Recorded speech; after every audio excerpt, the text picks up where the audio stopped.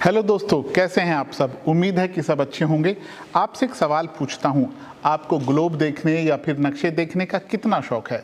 मुझे तो ऐसी चीज़ें बहुत ही ज़्यादा अच्छी लगती हैं। हम जहां पर ये वीडियो बना रहे हैं, जहां पर हम अभी खड़े हैं, वो कहीं यहाँ पर आप देख सकते हैं कि यूरोप में खड़े हैं हम, जर्मनी में। और आप में से ज़्यादातर लोग जो इस वीडियो को देख रहे हैं वो रहते हैं कहाँ पर, यहाँ भारत में, जो एशिया में पड़ता है। लेकिन आज के वीडियो में ना तो हम बात करेंगे एशिया की और ना ही बात करेंगे यूरोप की, बल्कि आज के वीडियो में हम बात करने जा रहे हैं अंटार्कटिका की। ये महाद्वीप पृथ्वी के दक्षिणी ध्रुव पर पड़ता है। कहाँ पर है, देखते हैं। अंटार्कटिका दुनिया का 5वां सबसे बड़ा महाद्वीप है। बर्फ की मोटी चादर में लिपटा ये इलाका बाकी महाद्वीपों की तरह ना तो हरा भरा है और ना ही वहाँ इंसानों के लिए रहना उस तरह से संभव है। तो फिर हमारे लिए इस महाद्वीप की क्या अहमियत है? बहुत अहमियत है, चलिए जानते हैं। अंटार्कटिका आकार में ऑस्ट्रेलिया का लगभग 2 गुना है। ये असल में एक बर्फीला रेगिस्तान है।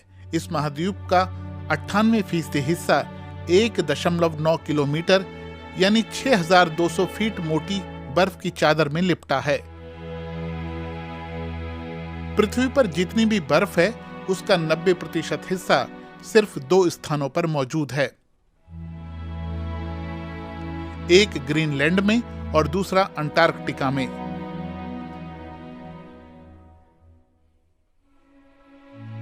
सातों महाद्वीपों में अगर सबसे ठंडा, सबसे सूखा और सबसे तेज हवाओं वाला कोई महाद्वीप है तो वो अंटार्कटिका ही है। यहाँ सालाना औसत तापमान होता है -50 डिग्री। ये जगह इंसानों के रहने के लिए तो कतई मुनासिब नहीं है। सिर्फ रिसर्च के लिए वैज्ञानिक यहाँ बने खास स्टेशनों में रहते हैं। अंटार्कटिका में एम्परर पेंगुइनों का बसेरा है।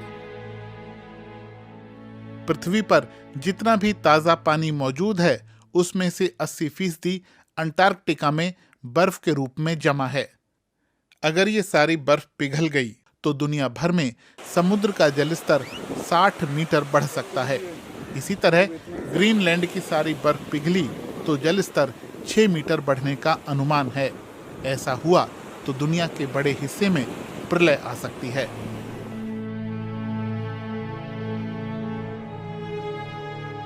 अमेरिकी अंतरिक्ष एजेंसी नासा के इस ग्राफिक में देखा जा सकता है कि 25 साल में अंटार्कटिका के आसपास बर्फ के जमने और पिघलने से उसके आकार में कैसे उतार चढ़ाव आता रहा है। अब जब ग्लोबल वार्मिंग को लेकर हर तरफ चिंता है तो पूरी तरह बर्फ से ढके दुनिया के इन हिस्सों पर नजर रखना बहुत जरूरी हो जाता है। वहां का तापमान बढ़ेगा तो बर्फ पिघलेगी और उसका सबसे ज्यादा असर हमारी दुनिया पर ही होगा।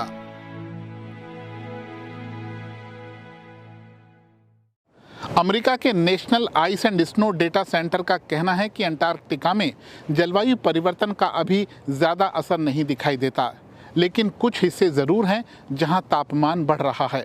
जैसे कि उत्तरी हिस्से में अंटार्कटिका प्रायद्वीप के तापमान में 1950 के मुकाबले 2.5 डिग्री सेल्सियस की वृद्धि हुई है।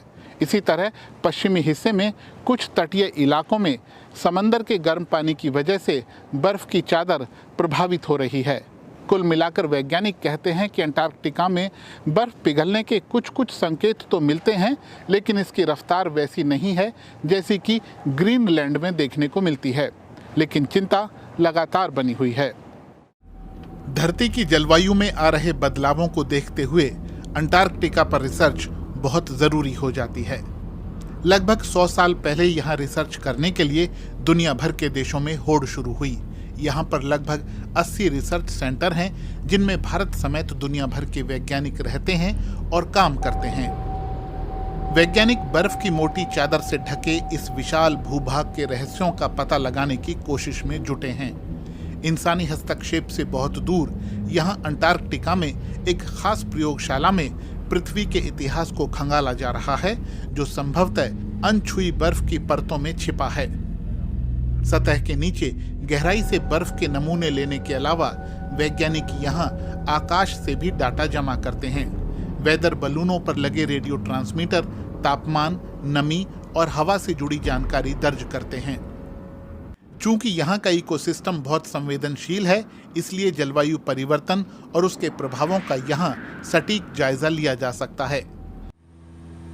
ब्रिटिश अंटार्कटिक सर्वे ने फरवरी 2021 में बताया कि उसके रिसर्च स्टेशन के पास एक विशाल हिमखंड अंटार्कटिका की बर्फ से टूटकर अलग हो गया है।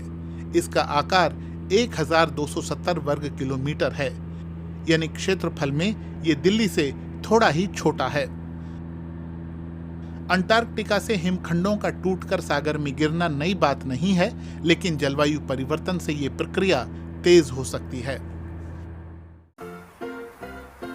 और पेंगुइन तो यहाँ के खाने के स्रोतों में हो रहे बदलाव और इकोसिस्टम पर ग्लोबल वार्मिंग के प्रभाव को बताने वाले जीते जागते बैरोमीटर हैं। वैज्ञानिकों को चिंता है कि एम्परर पेंगुइनों पर ग्लोबल वार्मिंग का सबसे ज्यादा असर होगा। उन्हें बर्फ के प्लेटफॉर्म की जरूरत होती है, जिस पर चढ़कर वो समुद्र में गोता लगाते हैं और खाना तलाशते हैं। उन्हें जनवरी के महीने में घोंसले बनाने के लिए तट के पास जमी हुई बर्फ की जरूरत होती है।